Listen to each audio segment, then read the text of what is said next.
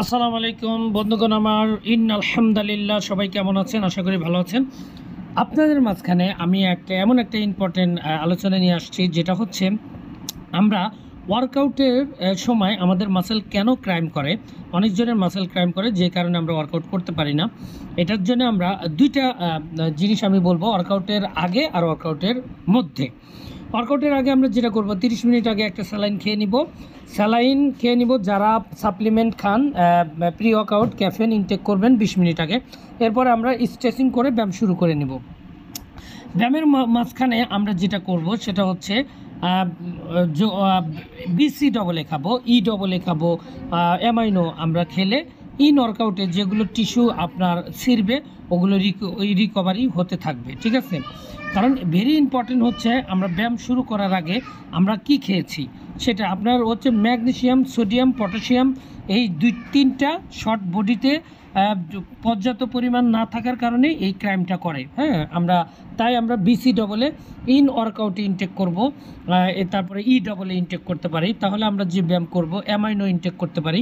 তাহলে আমরা যে ব্যায়াম করব, টিস্যুগুলো যে আমাদের ছিঁড়বে, ফাটবে, এরপরে এর মাধ্যমেই রিকভারি হবে। তবে আপনি দেখবেন ওয়ার্কআউট করার পরে আপনার অনেক ব্যথা হয়, ব্যথা অনুভব করেন বডিতে। এটার একটা কারণ, সেটা হচ্ছে আপনি যদি পর্যাপ্ত পরিমাণ বিসি ডবলে বা ই ডবলে অ্যামাইনো আপনি ইন ওয়ার্কআউটে খান, তাহলে আপনার এই মাসেল ব্যথাটাও রিমুভ হবে।